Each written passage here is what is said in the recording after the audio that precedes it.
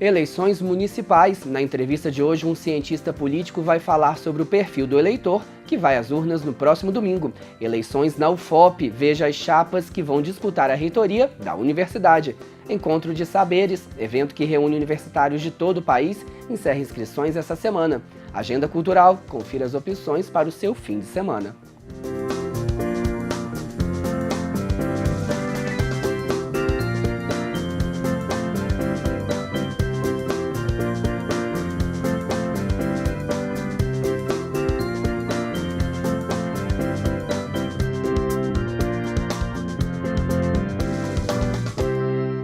Olá, a gente começa o jornal de hoje falando sobre eleição. No próximo dia 2 de outubro, mais de 140 milhões de pessoas vão às urnas em 5.568 municípios do país. Em Ouro Preto, cerca de 60 mil cidadãos vão votar para escolher o prefeito e os vereadores da cidade. Em Mariana, são mais de 46 mil eleitores.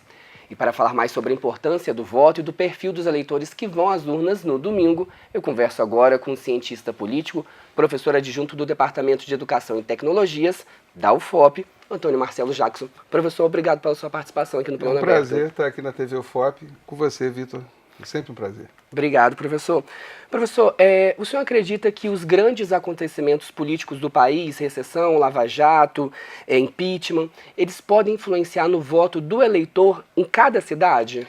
Isso varia, Vitor, de cidade para cidade. Nos grandes centros urbanos, sim, há uma influência, há um vínculo direto. E isso acontece por quê? Porque os nomes envolvidos nesses escândalos todos, ou mesmo que não haja escândalo na administração cotidiana de Brasília, são nomes que, de uma forma geral, estão presentes em grandes centros, como Rio, São Paulo, Belo Horizonte, Porto Alegre, Recife. Já nos pequenos núcleos urbanos, nas cidades de pequeno e médio porte, isso já fica mais difícil. Tá?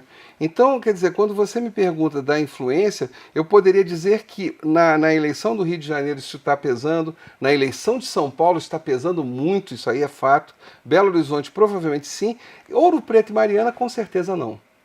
São cidades que estão um pouco à margem disso. Sim. Professor, de acordo com a professora e também cientista política Elcimara Teres, da UFMG, pesquisas recentes mostram que faltando poucos dias para as eleições, a maioria dos eleitores ainda não decidiram em quem votar, não sabem quem votar. Por que isso? O eleitor tem procurado se afastar da política, dos políticos? Existe um fenômeno mundial que a minha colega sabe com certeza tão bem quanto eu, que é do descrédito da classe política em todo o mundo. Isso aí é fato, você detecta isso na Alemanha, na Inglaterra, Estados Unidos, todos os demais lugares. Tá? Vamos lembrar um país como os Estados Unidos, que o voto não é, a presença no dia da eleição não é obrigatória para ninguém, o voto então menos obrigatório ainda, onde, não sei se as pessoas sabem, mas dá em torno de 23% a 25% dos eleitores americanos é que elege um presidente da República lá.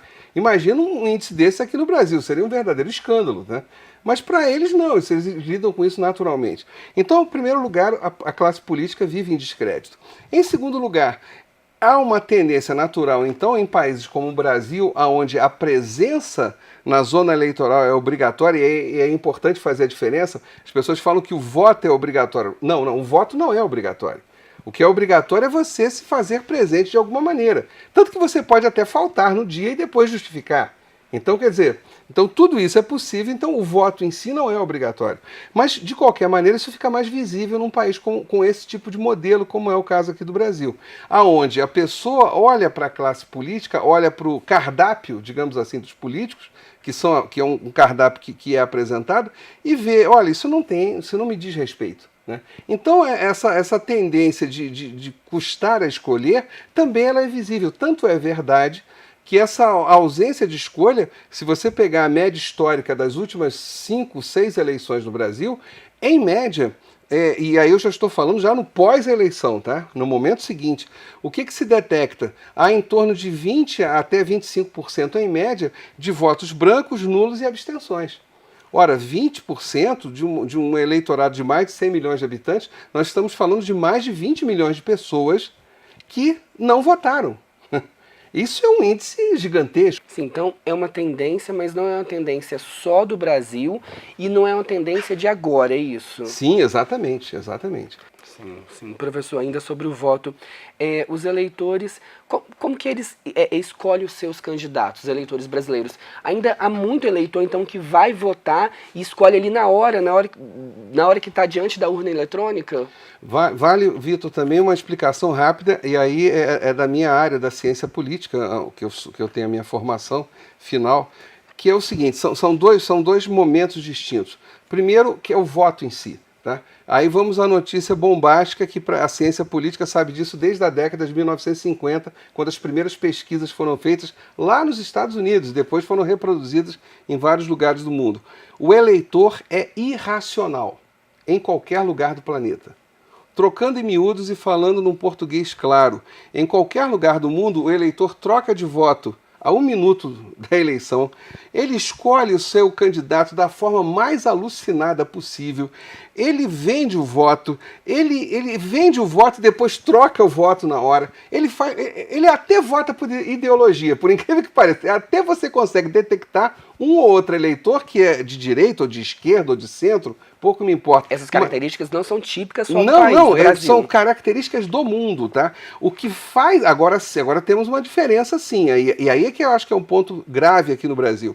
Se o eleitor americano ele é assim, se o eleitor francês, o inglês, o alemão, todos eles são irracionais, como o brasileiro é, até aí tá tranquilo. Então, na hora da eleição, eles votam da maneira alucinada.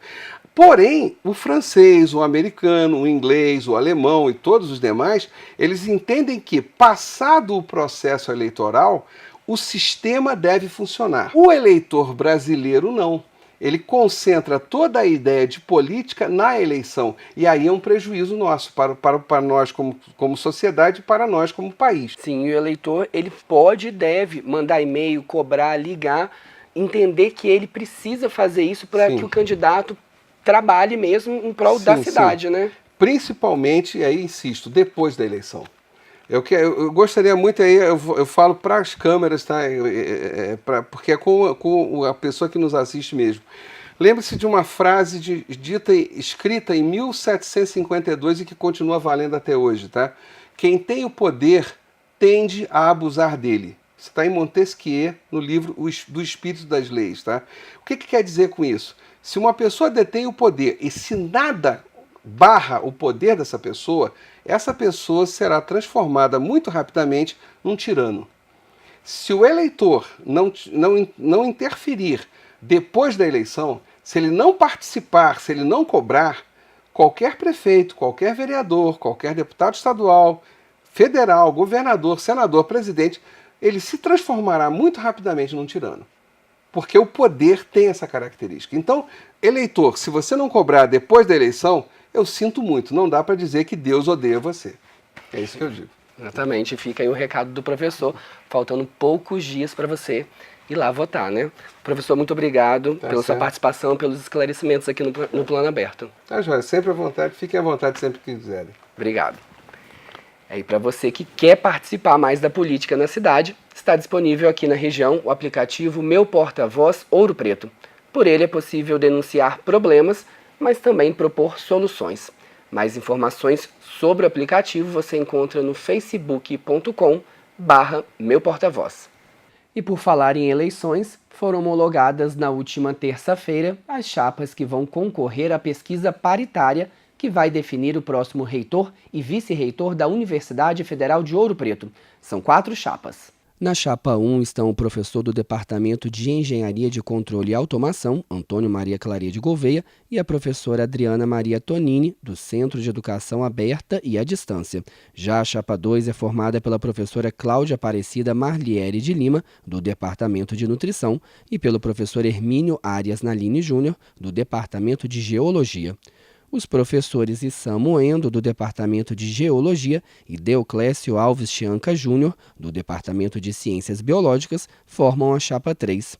E a chapa 4 é formada por Rodrigo Fernando Bianchi, professor do Departamento de Física, e Luciano Campos da Silva, professor do Departamento de Educação. A eleição vai ser realizada em apenas um turno, nos dias 9 e 10 de novembro, de 9h30 da manhã às 9 da noite.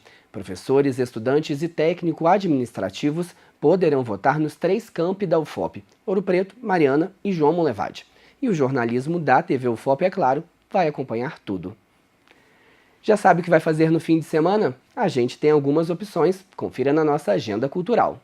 Nesta sexta, a Companhia de Teatro Estandarte apresenta a peça O Pescador Mentiroso, a partir de 8h30 da noite no auditório do GLTA. O espetáculo vai contar com a participação especial do ator e contador de histórias Marcelino Chibil Ramos, com os causos do braseiro. A apresentação é gratuita e os ingressos podem ser retirados com 1 hora de antecedência na bilheteria do Grêmio. No sábado, a Companhia Burlantim se apresenta no Teatro César em Mariana, a partir das 8 da noite, com o espetáculo Oratório, a saga de Dom Quixote e Sancho Panza. Com músicas, danças e cenários, a peça mistura as culturas brasileira e mineira com a tradicional história de Dom Quixote de La Mancha. A apresentação é gratuita e os ingressos podem ser retirados na bilheteria do SESI com 1 hora de antecedência. O Cine Vila Rica realiza a 2ª edição da Mostra de Estudantes, em que alunos da UFOP escolhem e comentam os filmes que serão apresentados. Neste domingo serão exibidos os filmes Vicky Cristina Barcelona, às 6 da tarde, e Clube da Luta, às 8 da noite. A mostra é gratuita e os ingressos podem ser retirados com 1 hora de antecedência na bilheteria do cinema. E essa é a última semana para a inscrição de trabalhos no Encontro de Saberes. Os estudantes que têm interesse em participar precisam entrar no site oficial do evento até a sexta-feira, dia 30, e fazer a submissão do trabalho. Após isso, haverá uma avaliação e o aperfeiçoamento do conteúdo. Nos dias 22 e 23 de novembro, universitários de todo o país vão se reunir aqui em Ouro Preto para trocar ideias, apresentar trabalhos e discutir os rumos da universidade pública, tema do encontro deste ano. Quem estiver participando da etapa de seleção deve ficar de olho nos prazos e nas datas pelo site encontrodesaberes.com.br ou na página facebook.com/sic.fop. Quer assistir a entrevista de hoje na íntegra? É só acessar o nosso canal na internet, youtube.com/cppafop. A gente fica por aqui. Obrigado pela companhia e até o nosso próximo encontro.